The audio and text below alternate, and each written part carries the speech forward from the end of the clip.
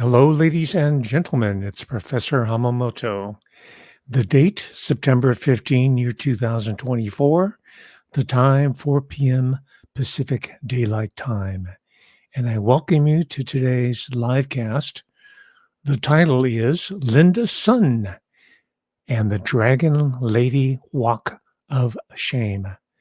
Now, there's another figure that's involved in the current Chinese spy scandal. When I say current, because there are periodic scandals that are brought out strategically from time to time, which I'll be talking about today. Welcome, everybody, in the live stream. But there's another person.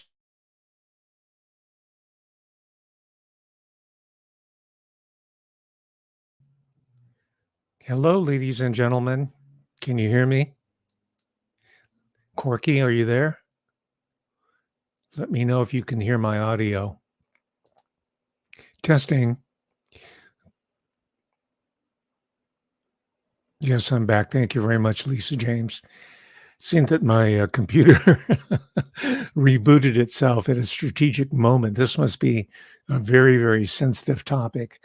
But for all the spooks who are watching, I promise you that it's not going to go to the third wire, all right? The third rail of power.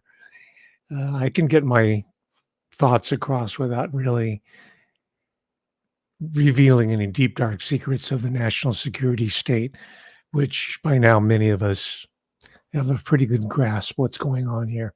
So welcome. The Institute is here. Seems good now. Thank you very much. I only lost a couple minutes while we were rebooting here.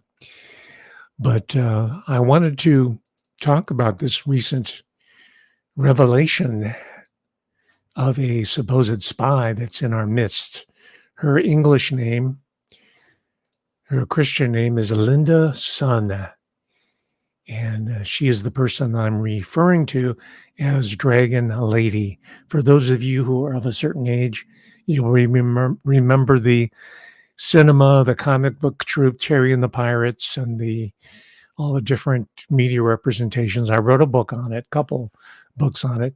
And the Dragon Lady is a woman, usually of East Asian background, who is full of intrigue and mystery. And she's duplicitous and she seduces generally white men with power.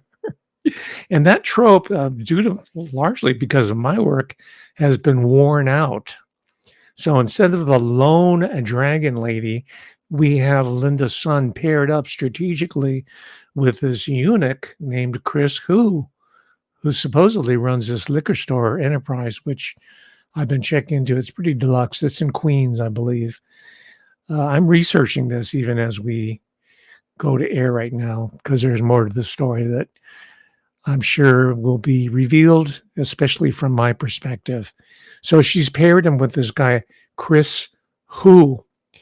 And from what I've read about him, there's not very much. What I've read, he's a business person. He's in the liquor business, as I mentioned. He's in the seafood business. This is in Queens. And for those of you who don't know, Queens has a very large Chinese overseas immigrant population. Most of the fourth, fifth, even sixth generation Chinese are either married to white people or they live in the suburbs. They've assimilated. But we're talking mostly about an immigrant community from the Chinese diaspora. What I mean by that, not just mainland, the PRC, People's Republic of China, but Taiwan, Hong Kong, Singapore. The Peranakan Chinese are very important. Those are the people in Malaysia, Singapore, strong Vietnamese overseas community in places like Vietnam, Cambodia, of course, the United States and Canada. So we're talking about a huge population. And they are not just on the economic rise, but also in their political ascendancy, such that we've seen earlier in American history of other ethnic groups that have struggled, fought, and criminalized their way into power. So I have mixed feelings about what Linda Sun represents and Chris Hu and other people like him. Because on the one hand, what they're doing is betraying, if it's true, I'm saying allegedly, if what they are guilty of of the charges we'll get into, the guilty as accused, then they're betraying their adopted homeland, which is the United States of America. They are U.S. citizens. And that's an unforgivable sin against the American Republic. On the other hand, it sends a message out to the larger world, especially to the hinterland of America, because the people in Washington, D.C. and corporate America fully understands the centrality of the rise of the East Asian economic bloc, soon to be joined by South Asia, if not already, such as India, Pakistan, Bangladesh. That's another talk altogether. The South Asian or the Indian diaspora. We're talking about China right now, the Chinese diaspora. Corporate people know it. DC people know it because they're getting tons of money from China. And I guess in a large scale, I'd have to say it first started with Japan. And this was in the 70s and definitely throughout the 1980s. The payoffs are going really, really robustly and strong. And that was also attended by, maybe to a slightly lesser extent, by South Korean money that was coming into the District of Criminals, DC. So we're talking about a historical trajectory. I'll talk about some of the specifics. I'm not going to bore you too much with the historical elements there. If you want the real nuts and bolts, then again, I have to refer you to this prescient book published way back in 2014, Servitors of Empire, Studies in the Dark Side of Asian America. This is my book, published in 2014. It's about the 10th year anniversary of it. Now, do you see me on any of these talk shows, even by the so-called indie people? You see on a few. I used to be a guest on the Alex Jones show until they decided to court people who are like 21 years old with about as much life experience and understanding of world history to go along with it. So that's okay, because a younger cohort needs to be brought into an understanding of the New World Order. So I'm not complaining. I've been on the John B. Wells show, Caravan to Midnight. I've been on the major ones, but you're not going to see me on stage with all the big shots out there. By the way, I'm telling you this not because I'm resentful of it. It just tells me I'm so far ahead of these characters that they still haven't caught up to the role of the yellow people in American empire, right? The mainstream political parties, for sure, the Democrats and the Republicans, are clueless where it comes to yellow people.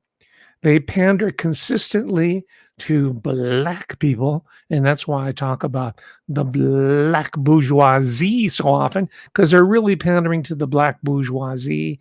They do not care about the working class people of African descent, African Americans, as they are sometimes called.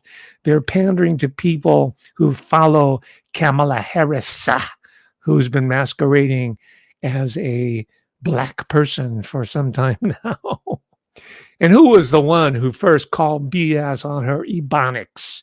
Me. Because unlike Kamala Harris, I grew up in the hood. So it's not an act for me. For her, it's an act. And by the way, she did give herself away, but you people are too square, not you in the chat room, but the people who are looking at black politics in a very conventional fashion. You do not know the hidden contours of the black bourgeois power bloc, let alone what's going on in the yellow world. So Professor Hamamoto today is going to help shed some light on that today. And I'm going to do it by using Linda Sun as sort of a totemic figure to help us understand what's going on in 2024. And as you remember from 2020, it seems like almost yesterday, it was Russia, Russia, Russia. They was all in our electoral politics. Well, it looks like now it's shaping up to be China, China, China. The Chi-Coms. And we see that coming from indie media, so-called, and we see it come from corporate media. We're seeing it coming from all the stupid newbie ass clown pop-up pundits who echo these other characters, right? So I'm an outlier. I'm a lone voice in the wilderness. That's why you will not see me on stage with these other ass clowns, because I'm ahead of the curve. This book was written 10 years ago, and it has all the elements that people are only now beginning to catch up on. And I'm not just talking about the role of yellow people in American politics. I'm talking about the whole New World Order, the technocratic system, big pharma, all of it. I was there. I was writing about it. I was teaching. I was lecturing it in the classroom. I have a few generations of students there, the beneficiaries of some far-reaching knowledge that I had researched as part of my professional career. And it's all, well, not all of it, but much of it is in here, in this volume right here. So pick it up, read it. You'll find a lot of, now it's going to be understandable to more and more people because history has caught up with this book. History hasn't caught up with the reporting of history, the understanding of history has caught up with this book. History marches on, and there's a lag time between history and historical knowledge. I happen to be very skilled in understanding the trajectories. I call it cultural forensics. You call it whatever you want. But the purpose here is to get in front of problems, get ahead of them, instead of always reacting to issues, to problems, to anticipating problems so we can cut them off at the pass. So what is the walk of shame? Here it is. Since I went offline, I have to reload some of these, which might be good because I usually have too many videos to begin with. Here's the walk of shame.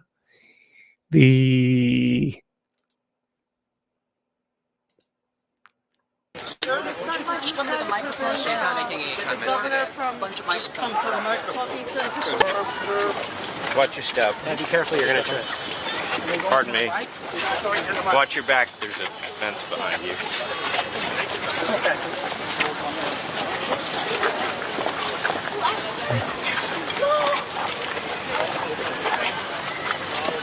Be on the chest. Don't be so arrogant. Just be on the chest. Excuse us.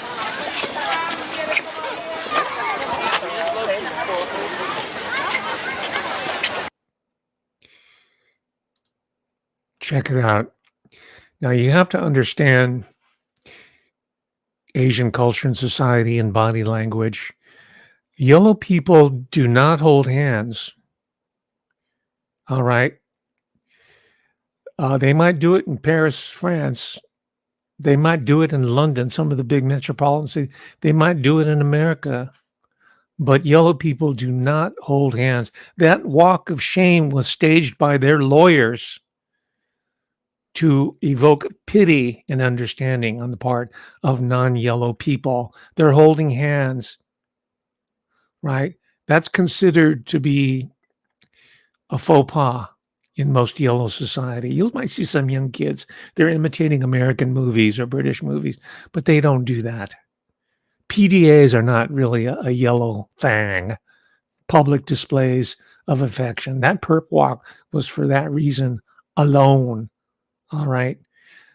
Personally, and I think most yellow people would agree with me, most people who are outside of America, Europeans, if we're ever in trouble, men, or whoever we're in trouble with the law and the courts, whatever, we don't show up in public holding our hands of our mommy or our wife, right? We face these problems alone and singularly, but they want to evoke sympathy for Kathy's son, right? And this guy Chris, yeah, I see these military guys, high-level military people who are up on charges, and they're doing the perp walk, and they're holding hands with their wife. That's unmanly.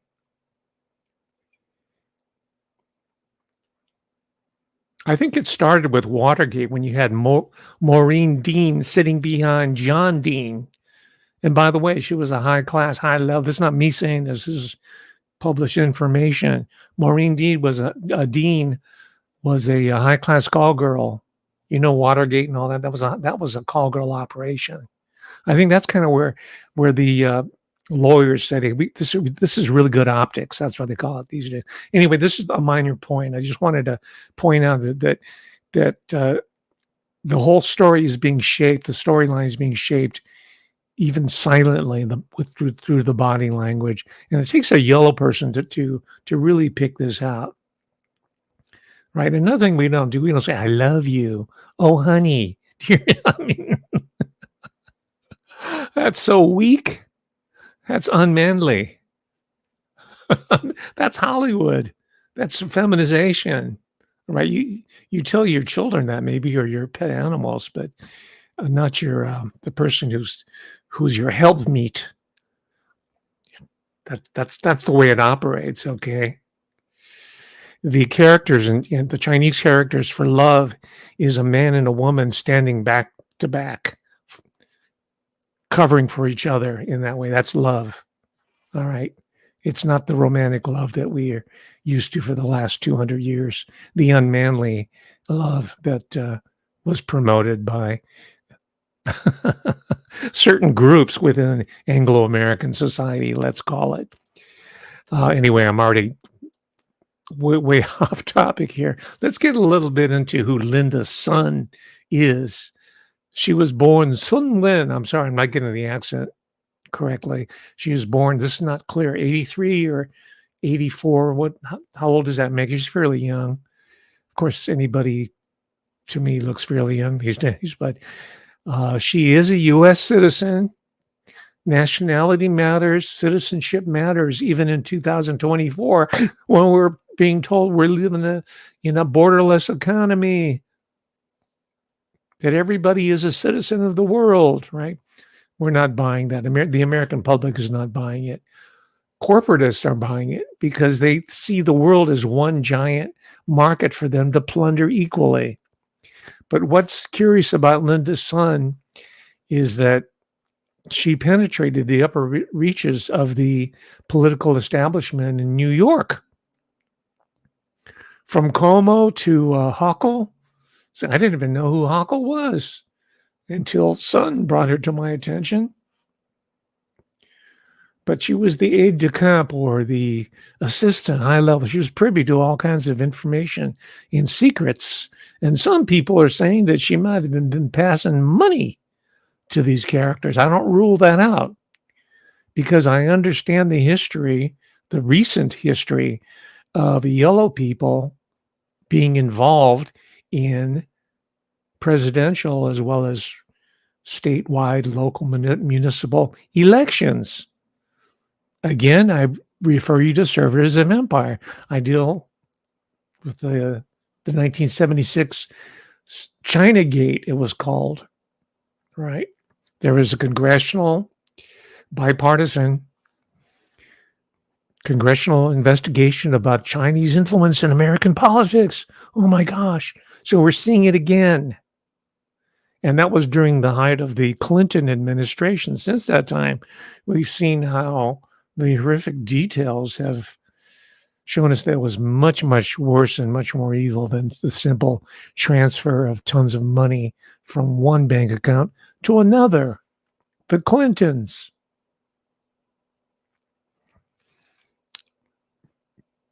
And if you don't remember, get a refresher course. There's lots of material on Tube. You read up on it. I was going to read you passages from this book, but it's just self-serving. It just will show you how brilliant I am writing about this material 10 years ago, which is already out of date. All right, so we're seeing not an exact replay, but we're seeing a new spin on it, right? Instead of the pure out dragon woman who whores herself out to the establishment. And by the way, even before 1996, Madame Chiang Kai-shek was referred often in the public press as Dragon Lady, because that comes from the comic strip Terry and the Pirates. Milton Caniff, I think that's how they pronounce his name, Dragon Lady. And all the women since that time have been this political / sexualized embodiment of Oriental stealth and deviance. That's the Dragon Lady. And Hollywood and its constellation of actors, I'm not talking about in front of actors, I'm talking the behind the scene political actors, cast Lucy Liu. They plucked her out of obscurity and made her into the Dragon Lady of the moment. I wrote a book on that. And it goes far deeper than just the trivial information that I'm presenting to you right now. It's called Monitored Peril: The Politics of Asian Americans on Television. I don't use Asian American anymore, the term. I use yellow because, as we'll see in this talk here, Asian American has been co-opted. It's been debased. Just like African American, Black American, Latinos, whatever official designation is, there's always the political opportunists who latch onto it, and from there it's all downhill. And we'll talk about some of these characters before we end today's session. So her name's Lin Sun. She's, in her bio, she was a chief diversity officer. The people who are clowning on DEI and all the diversity mess, you're going to have a field day with that. And that's why they served her up.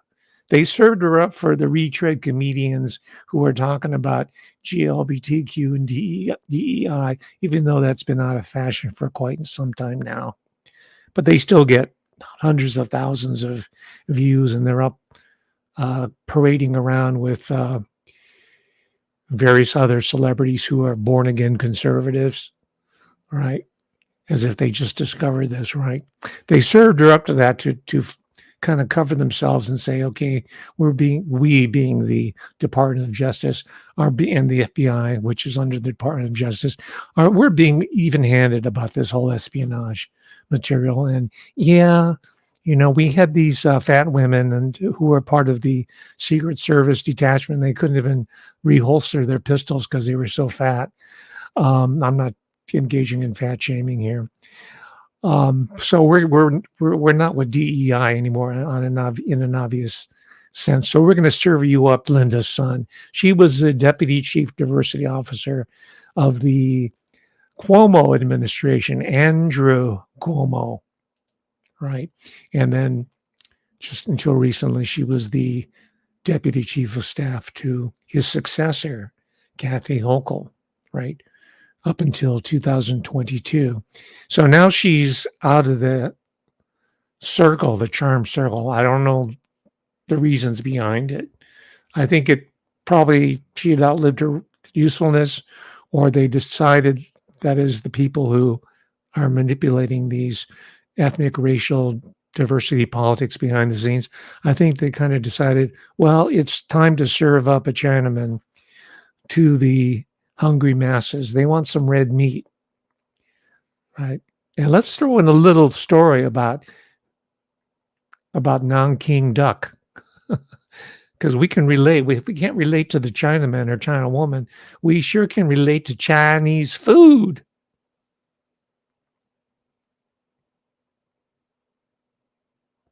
We've all had Peking duck, but Nanking duck, oh, that's an Oriental delicacy. By the way, and again, I know some people hate when I talk about myself, because you're not used to yellow people talking about themselves unless it's Kathy Sue in court testifying to her innocence, right?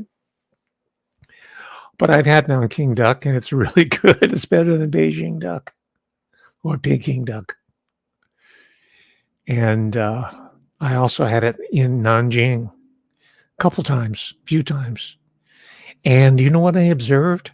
I observed that there are tourists from all over the country, as well as people of the Chinese diaspora, who were traveling back home on the train or on the airplane, carrying these souvenir boxes containing Nanjing duck. It's a souvenir item. So it's no big deal that her parents or whoever were getting gifts of Peking duck. Maybe in America, you want a gift certificate to In-N-Out Burger, but in order to show their mutual respect, they usually exchange foods or tea, something like that. So I had it, and it's not a big devious plot against America to do that. All right, and the food is delicious. Let's take a look and see how delicious it is.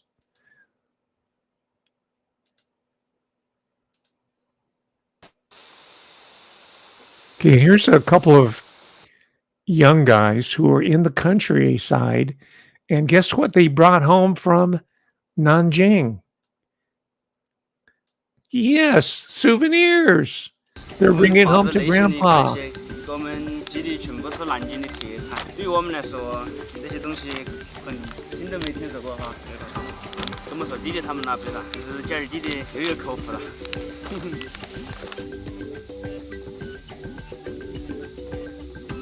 我看了一下那个做法特别简单，都是整大都可以切片直接劈的，我们都等中午。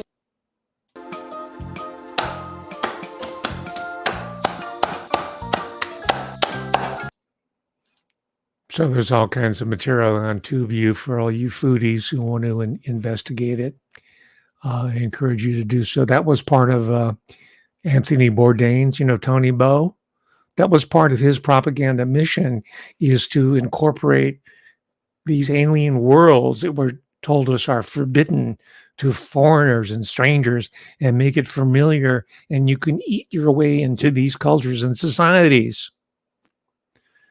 And check out one of my previous talks about Tony Bo. I gave 2, not 1, but 2, on Anthony Bourdain. He was an intelligence asset. Do you understand? And I think you know where I'm going with this? You need to understand this recent roll-up of Kathy's son and Chris Hu as part of an intelligence operation on both sides. Now, am I implying that the People's Republic of China and their security agencies are guiltless in this? No, not at all. They are the enemy. But does that mean that enemy good or enemy bad? And we have good America protecting us from the dragon ladies? No, don't think in such simplistic terms. All right. So she had penetrated the government at the highest levels. Now, that's not a revelation to a lot of people, right? Because we know about Fang Fang. And we know about Eric Swalwell. Is that how you pronounce his name? Right? There are all these very attractive Chinese women who are next to white power, or in some cases, black power. Right, you got a yellow woman in Oakland. She's the mayor of Oakland, who was aligned to one of the black power brokers in Oakland. So you got the Asian, which is a huge part of the population of the East Bay and San Francisco, combined with the black, which has the political power, but the demographic power is going down. And this is how you get them into places like Nancy Pelosi's office, or these other politicians, or you get people down in all the major cities that follow the same pattern. Gee, how do I know all this? Because I studied it. And you have all these clowns who are touring around America with the CIA dude. What's his name? Tucker Carlson. They're on stage together talking about how China is like the biggest threat to human civilization that you can ever imagine.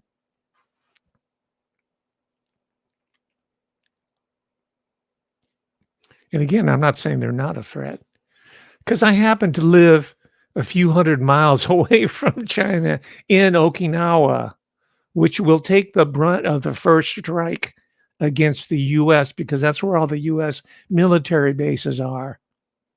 All right, so I know what I'm talking about. I've been there. Most of these ass clowns have never even been to Asia. The closest they ever came is maybe to Maui. They've been to Hawaii. They've seen a lot of yellows there, and they see the laid-back attitude and all the different cuisine. Or maybe they go to New York Chinatown and they eat Chinese or Japanese.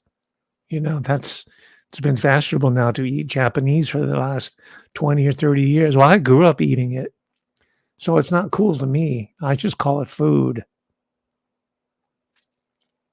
All right. And I don't need your approval to tell me that it's okay now to eat rice balls. I don't need your permission. Thank you very much. Or some other cultural translator like Tony Bow, Anthony Bourdain. I would like for, I don't need Anthony Bourdain to give me permission to go to Da Nang and eat pho on the little plastic furniture, because I've done it and I like it. And I get some good pho in the Sacramento area because a lot of refugees settled here and they brought their food with them. So I can, I dig it. I understand it. And by the way, they have their spy networks as well. They have their intelligence people. A lot of the first wave of those people were involved with U.S. military intelligence. They were not boat people. They were intelligence people. And that's true for the Laotians and the Cambodians as well, the other Southeast Asians. How do I know this? Because their kids, their offspring who were born in the U.S., those were their parents. They told me their stories. I went to their events. I got firsthand information. Now, I wasn't studying them like some sort of anthropologist, going there to look at their cultural life ways and their mores and learn their language so that I can go back home and get more grants from the Rockefellers and from the Social Science Research Council so I can get all that information and sell it to American corporations so we can learn how to screw them over in their own countries.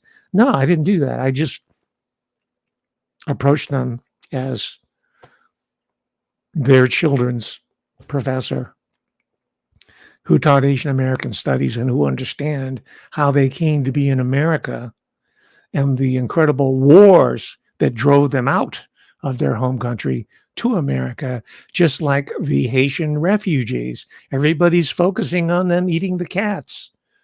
Do I advocate eating cats? I will eat duck, but I won't eat a cat.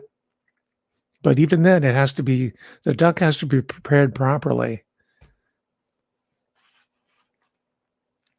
I don't want parasites. I don't want food poisoning. But they focus on that part and they don't look at, why don't look at the Clinton Foundation?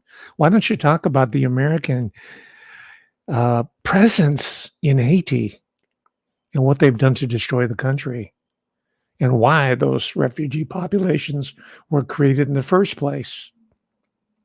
All right. We're always being told by these indie pop-up pundits the symptoms rather than the causes of what's taking place in our world. And that's what's going on in the case of Linda Sun.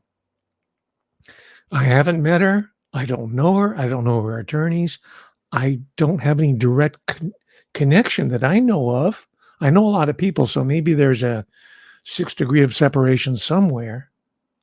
I'm finding that out all the time.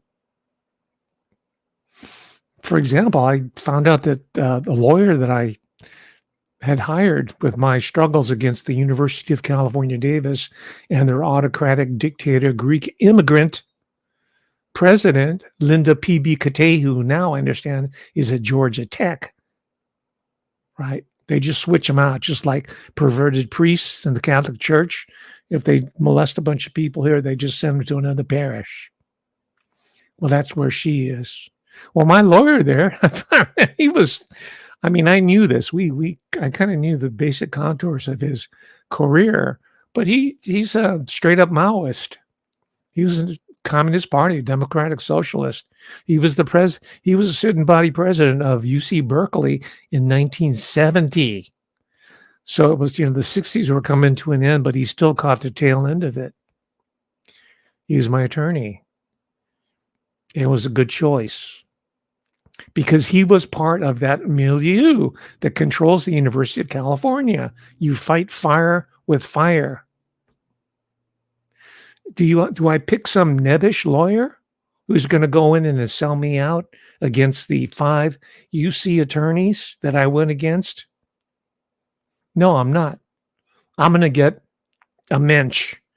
And that was my attorney. But anyway, the reason I'm telling you this is because the whole Bay Area, East Bay, San Francisco, which is now a cesspit,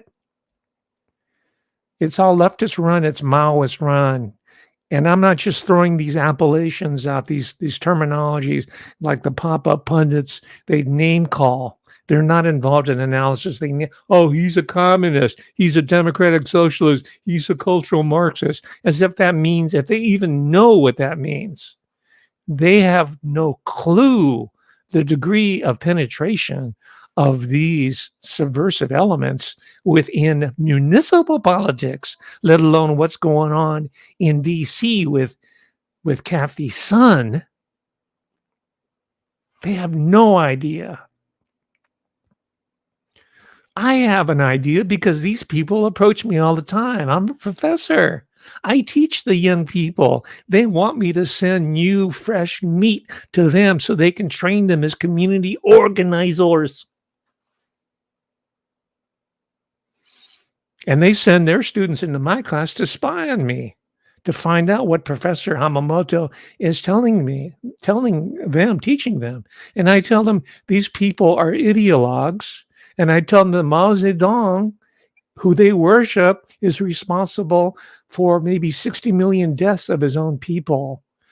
And I show them the films. I have them read the literature. And they're ignorant of it. And they're going to go work for Google. They're going to work for the tech left by studying with all their professors who have these wannabe Maoist tendencies. When I say wannabe, because they're not really involved in the political playing field. They study it and they read about it and they publish in academic journals. I'm talking about the people who are elected officials in San Francisco and Oakland and Los Angeles, and the people who run the nonprofits, the 501(c)(3)s, and the foundations, and the cultural organizations like the Asian American and the International Film Festival deal, right? Which I contributed to because I'm a scholar of film, of media, and I've always promoted films made by yellow people.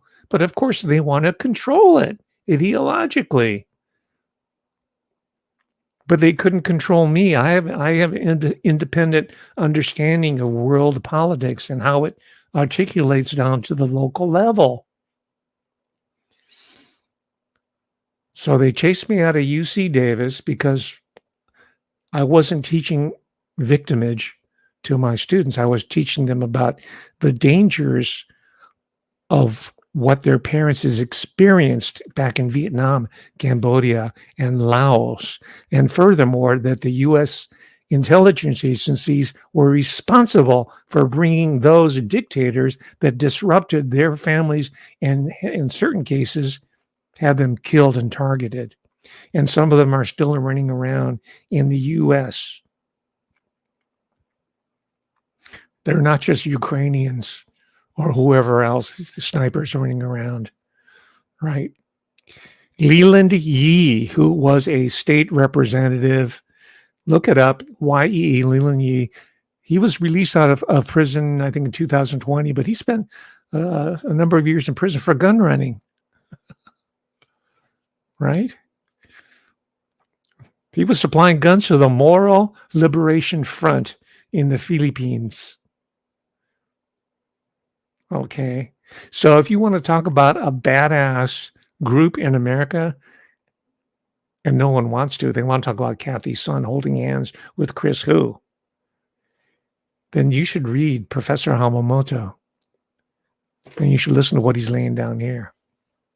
Because the future of the American Republic depends on it.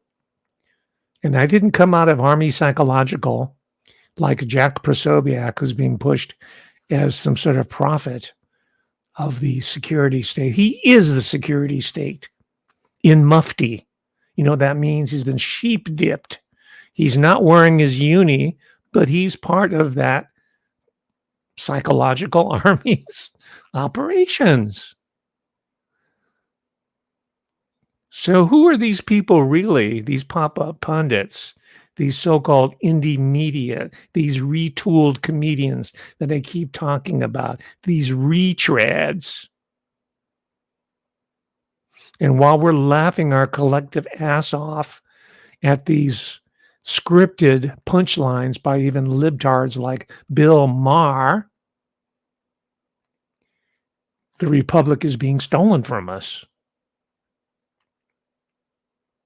Just an aside to show you how deeply I am invested in my own investigations. I've been to the Bill Maher show when he first came out. I said, this guy needs to be looked at. And I used to go to, as a hobby, go down to LA and go to all the free shows, all the free tapings, from the Tonight Show to Conan O'Brien, you name it, to the Gary Shandling show, sitcoms. Sitcoms are very boring because they're taped out of sequence, and you just have to kind of sit there and watch and see if you can spot any celebrities there. But I used to, so I saw the Bill Maher show. I saw what he was going to become. He's a comedic mouthpiece for the establishment. Now, is that going to make his hundreds of thousands of true believers abandon him for the Professor Hamamoto channel? No, not at all. People like to laugh, and I like to laugh as well. Except when the joke is on me or the joke is on you, then it's not so funny. And that's where it's shaping up. All right. I don't want to be screwed over again 2024, right? During the inauguration. I don't want to be whiplashed. Neither do you. That's why you better listen up closely and understand fully what a Kathy Sun operation really means. By the way, I'm also a musician, and I know you don't like me talking about myself, but I'm going to do it anyway. I'm going to show you her house. She lives, I read in certain accounts, it's a $3 million house. I read on Zillow it's worth $5 million. I'm not going to quibble. Here's her house. And I do the percussion on this. So you're going to listen for 1 minute and 30 seconds to a yellow man.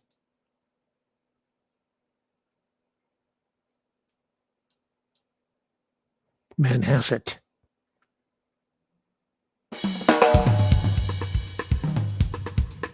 I'm sorry, the speakers fell asleep. I want you to hear from the beginning.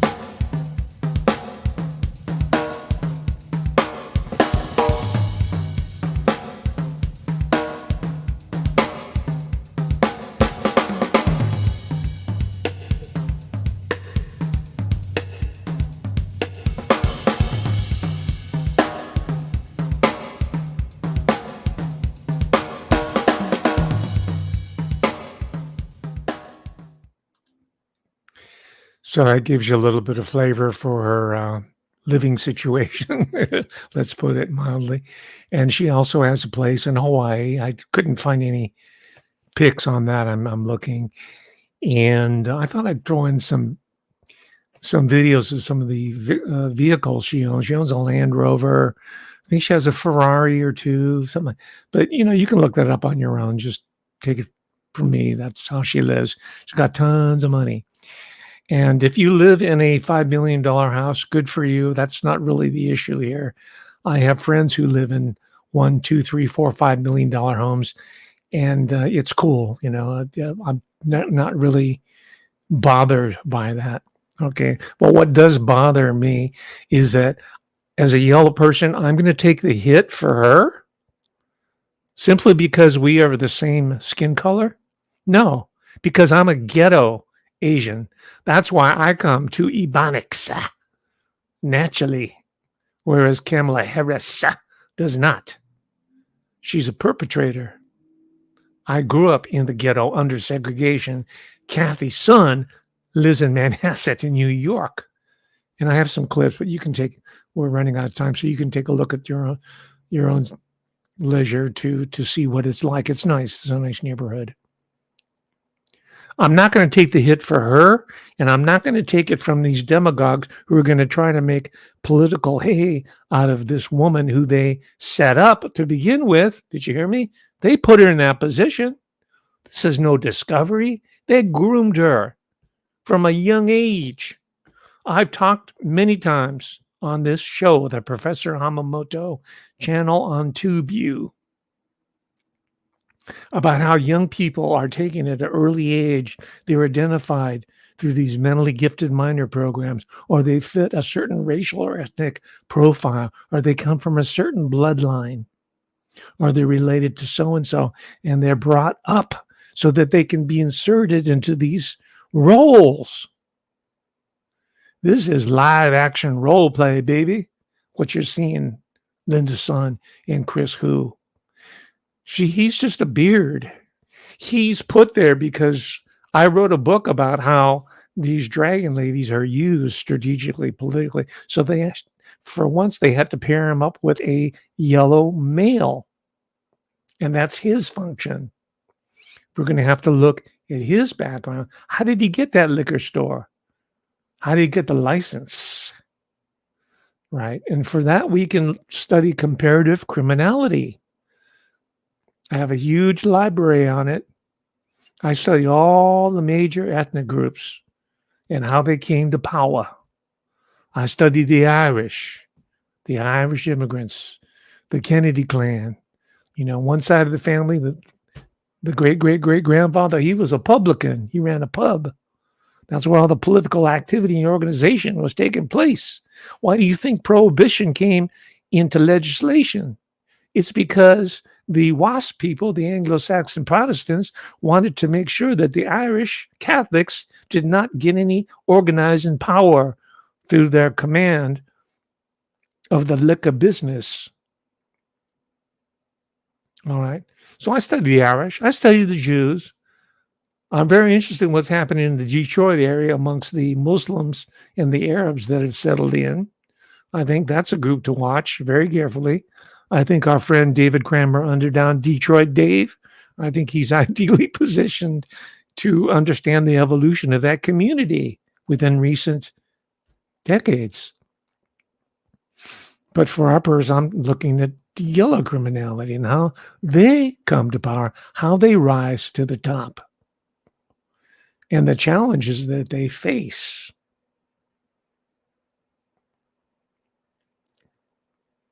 And I understand it quite well. All right, let's move on. So, yeah, deputy chief diversity officer. Okay, that's saying, okay, we're going to put a nail into the establishment saying we're going to put a nail in that coffin. It's not working.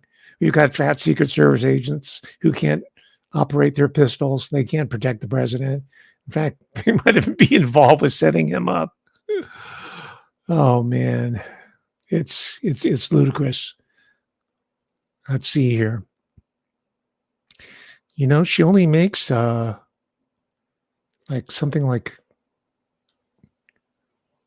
salary. Her salary is about $200,000 a year. But how can she afford all this property with that income? I mean, the answer is obvious, right?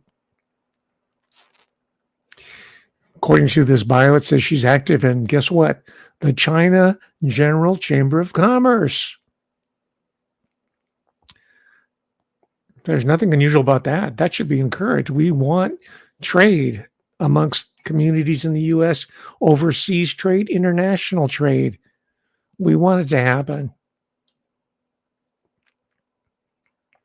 It's a nonprofit. It's probably compromised. We don't know. I have a copy of the 60-something page indictment by the District Court, Eastern District of New York. It was filed August 26th, 2020, fairly recently. Right, there's more to come on this story right here. Against Linda Sun and Chris Hu. I don't know what his Chinese name is. Can't find it. That's up for some investigator to check further into it. Okay. Now here is the particulars about the connection here.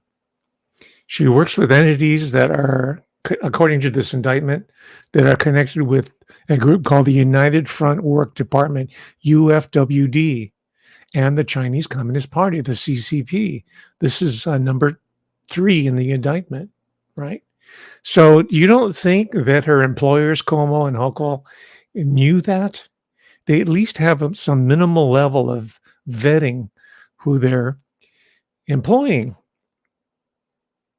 They know this was not a secret. So if you're going to go after Kathy Sun, you're going to have to go through that whole establishment who have sold out Americans. And don't lay it on the floor of the yellow woman or the yellow man. Don't lay it on me.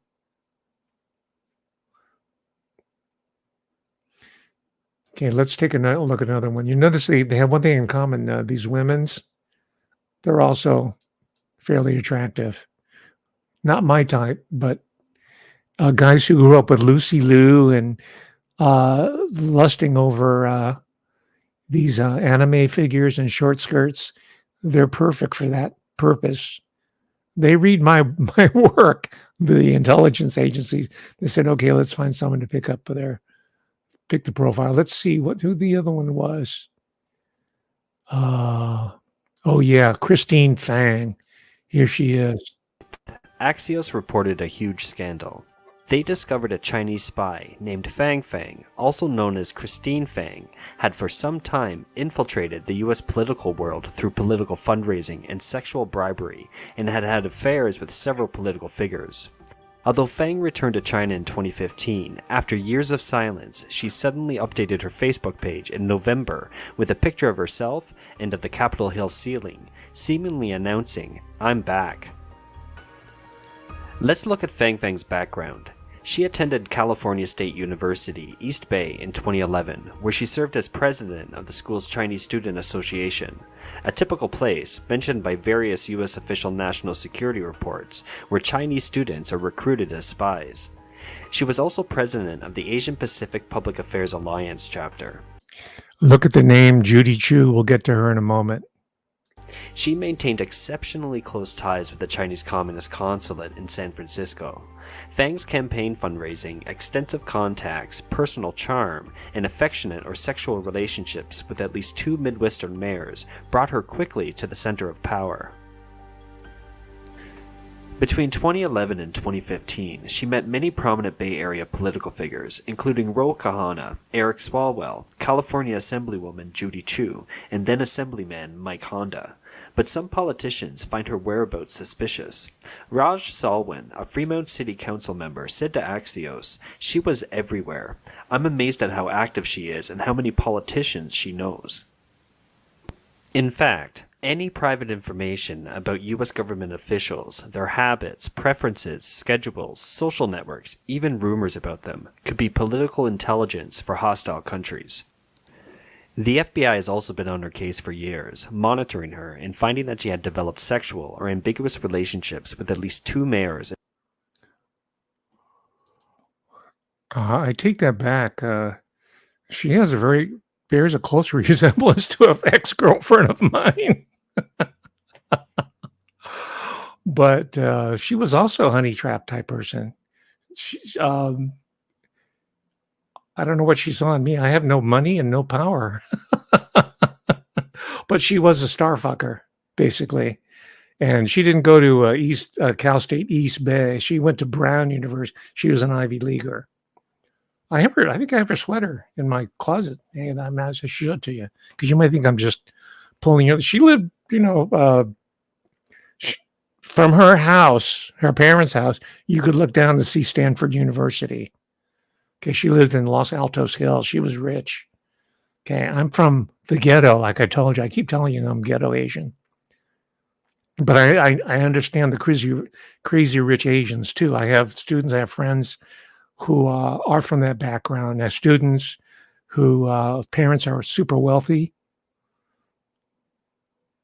You know, they made their fortune manufacturing crap for the American market and selling it at Target or Walmart. And now they're here in America going to school and college. And they were my students. You understand how it works? So that was Fang Fang. This is New York City. I'm sorry, San Francisco, which is loaded. By the way, San Francisco, if in case you don't know, and this is why we got to start looking, not for my selfish reasons, okay? I mean, I have my own personal reasons for doing this work. But on a purely professional level, this is why you have to start looking at the yellow world in all shapes, forms, and expressions, from the political to the cultural expressions, art, fiction, movies, intellectual life. How many people like me are doing this type of work on TubeTube? Zero. Not on my level, I'll tell you that much. And I'm not talking about Andy No either. He doesn't represent an alternative to anything. What he has going for him, he is gay. He's got the, the multicolored flag on his work. So, and he got spit on. He went to a demo and he got spit on. So he's got cred, right? But this is not time to critique these characters here. So when I'm telling you about this network of people, I've seen it, I've lived it firsthand. I've experienced it both here in the U.S. and overseas. I talked about Nanking and having Nanjing duck in sort of a lighthearted fashion and how great it is. Well, I went there primarily to talk to a person who has intelligence connections. And together we went to the Museum of Japanese Atrocities because we were going to see a special space that was set aside for the Taiwanese American author Iris Chang. She was a hero of China because she exposed the brutality of the Imperial Japanese military. All the way from Unit 731, the biowarfare, to mass atrocities, concentration camps, Manchuria, China, human slavery, trafficking, occupation, mass slaughter. Incredible. And I visited most of these places. So I went to Nanjing and I wanted to go to the museum, and because she had become a hero. And I realized, and I think she realized toward the end, that she was being used as a propaganda tool, just as Linda Sun is right now. Iris Chang wound up dead, supposedly of a self-inflicted gunshot wound right out here in Los Gatos, California. And her parents now live near Stanford, Palo Alto. That's where she was last admitted to under the care of psychiatrists. One of my favorite running topics on this channel.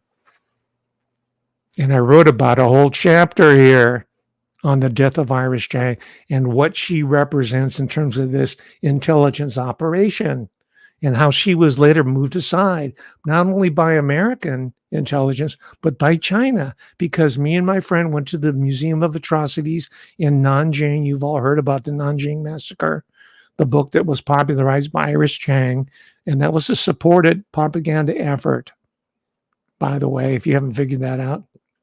No one's going to write a book of that scope and magnitude in 2 years, but she did. So I went to the museum and there was no trace of her at all. She had been forgotten. Why? Because China and the U.S. were making nice at that time, and China didn't want to guilt trip America in being involved at all with the triangular relationship between Japan, China, and the United States.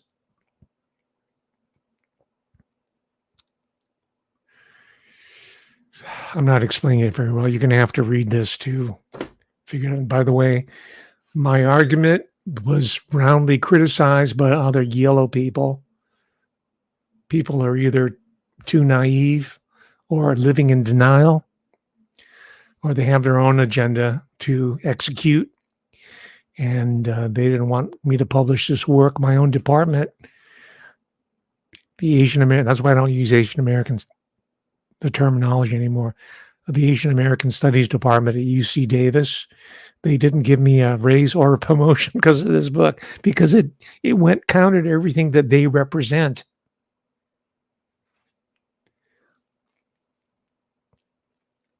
Right. So anyway, the international dynamics, the political picture had changed. So she's gone. Iris Chang's memory has been obliterated. And the only person who did agree with my assessment, and I talk about it here in this book, was her own mother, who was in the best position to observe Iris Chang in her last days as a targeted individual, a psychiatric wreck who eventually committed suicide or was suicided. All right. So when I'm talking about these issues of espionage, Linda Sun, Chris Hu, to me, it's not just an abstract. It's not just another headline getter. It's not just another yuck, yuck, yuck. It's not just an opportunity to throw out some bad puns about the sun also rises, or here comes the sun, or Linda Sun goes to Washington. I mean, I could rattle that type of tribe off as easy as Steven Crowder or Joe Rogan or Russell Brand or any of these other retread comedians. No, I'm giving you the truth. Remember, I'm from the ghetto. I got a ghetto pass. I can talk in Ebonics. I can say truth. Whereas Kamala Harris, she owes her allegiance to the Alpha Kappa Alpha secret society of the black bourgeoisie, because they've made their move, just like the other ethnic groups that I've talked about, through criminal stealth, through the control of certain niches within the economy, and definitely the capture of media and representation. That's why I wrote a whole book, 2 books on it, about yellow people in movies, in television, because I know that's one of the pathways to political power in American society. Okay. I can go on this. Let me just conclude with one person who I think needs to be seen in tandem with Linda Sun, because she's just one blip on the radar screen here. What about people down in LA like Ted Lieu? Now, so far as I know, he's not a red. He's not a leftist. He's not a communist. But there is one person who is of the Asian background who was brought up through UCLA. It starts at the university. That's why they couldn't have me there, because I would not make a good recruiter to tap these young people and say, yeah, sell your soul to X, Y, and Z. And then maybe you can live in a $5 million house in Palo Alto or in Silicon Valley. Or maybe you can become the running mate of Bobby Kennedy Jr. That's his VP candidate. She comes from that background. Now, in other areas, I'm not quibbling with RFK Jr. I think he's a good force on the scene. But take a look at his running mate. She's in the same profile. You got it? And I know she has this hard luck story, but she has been groomed for this. Answer me this question. Answer me. How did Linda Sun, who immigrated to the United States at 5 years old, what did her parents do? How did she get into Barnard College? How did she get into Columbia? And what was she doing there? All right. All these different biographical points there you can look at, and you can put it together, and I guarantee you will see a consistent pattern of grooming. And you saw that photo of her looking at the cannibal, I'm sorry, not cannibal, the Capitol building, the cupola or cupola. I'm sorry, I'm off on my sacred geometry of the Washington.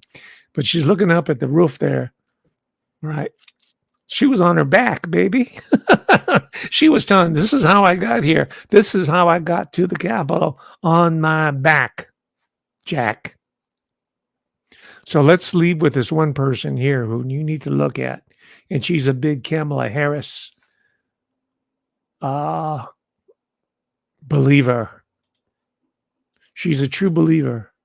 She is the chair of the Congressional Asian Pacific American Caucus. Congresswoman, thank you so much for joining us. And as we mentioned, Republicans are trying to define her, Harris, to voters before she can. So take a listen at some of an ad released by Pennsylvania candidate Dave McCormick. I am prepared to get rid of the filibuster to pass a Green New Deal. There's no question I'm in favor of banning fracking. Would you ban offshore drilling? Yes. Abolish ICE? Yeah. Is that a position you agree with? And we need to probably think about starting from scratch. Outdated, it is wrong-headed thinking to think that the only way you're going to get communities to be safe is to put more police officers on the street. So, Congresswoman, do you think the vice president is going to have to step away from some of the positions she took on the border, or will some of that stuff just be unpopular with voters? Well, I think that Kamala Harris's record stands for itself. Well, she's full of it, Judy Chu. And again, she comes out of UCLA, and I had some professional contact with UCLA off and on over the years. Because the people there kind of like to see themselves as the kingmakers of yellow academics, and they never really controlled me, and they could never trust me, and they let me know it. And one of the reasons for the mistrust is I have independent politics, and I finally came to realize that that whole department, that whole deal was controlled by a bunch of Maoists. And they're like second generation. Some of the people who were teaching there or administrators, their fathers, Nisei, let's say, were in intelligence. So they were snitches for the U.S. government. And a lot of them had ratted out fellow Japanese people. And some of them worked for Chinese government and the U.S. government and ratted out Chinese people in America. But they all had something in common. That's their leftist communist politics. But they played it on the down low, because people are scratching their head. How did these people take over American society? How did they get into all these institutions? They came out of the university and they did it on the down low. And Judy Chu is one of those examples. But we're focused on Kathy's son. It's the Judy Chu's, and she's just one of many. They're in San Francisco, they're in Seattle, Portland, anywhere there's any, New York City, definitely for sure. You're going to see them there. Let's take a look at her wiki. All right.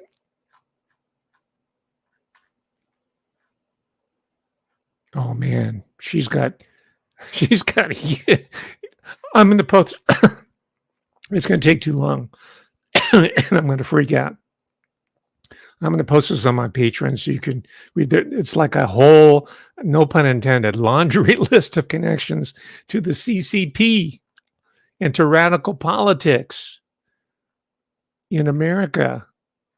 Wow. To the Muslim left and the Muslim right.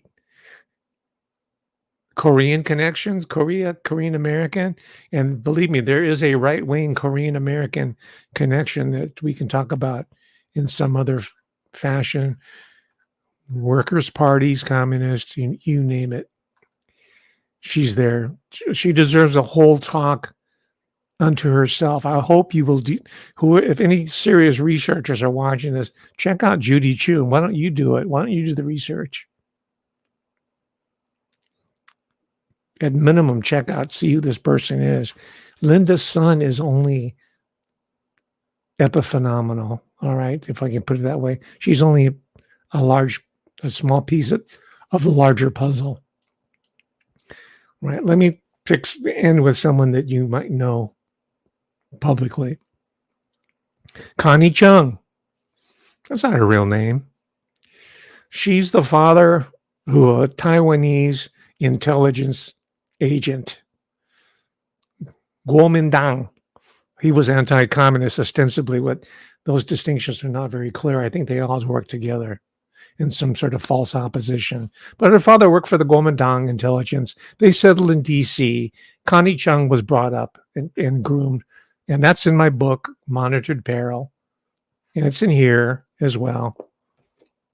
They have these intelligence connections that runs through the warp and woof of American political culture.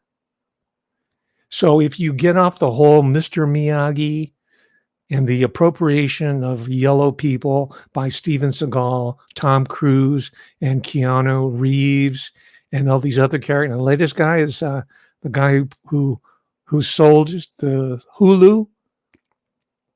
People talk about Netflix and think Hulu's pretty bad. They made a whole franchise out of the Shogun series. It's a white dude, and he put his yellow girlfriend in the starring role. That's how it works, Jack.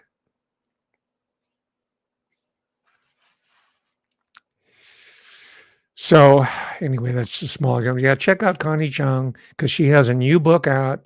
Maybe I'll review it. She's a product of Taiwan U.S. intelligence, and they're all kind of circling around each other while we, the people, the American everyday people, get whiplashed through these little controversies and wars and ideological battles that have nothing to do with us. We're being used as tools by indie media, by the papa pundits, by corporate media, by these fools who are setting up their own networks, like the Tucker Carlson News Network, whatever that is. You know his pappy's background. The fruit don't fall far from the tree, as it said. All right, so let's get real. Let's get real when we talk about Donald Trump as well. And let's hold him to account. And Bobby Kennedy, all of them. That's our responsibility. And we know it by understanding these deeper, multi-layered realities within the political system, the culture, the society. And with that, ladies and gentlemen, I thank you for spending another hour and 15 minutes with Professor Hamamoto on Sunday.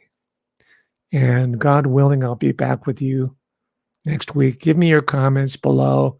Tell me if you think I'm full of beans, if I'm boring, if I'm full of it, if I'm too long-winded, if I should stop talking about myself, if I should just get to the point like a goldfish. Whatever you want to say, go ahead. Do it. I'll see you next week, whether you like it or not. Bye. Thank you.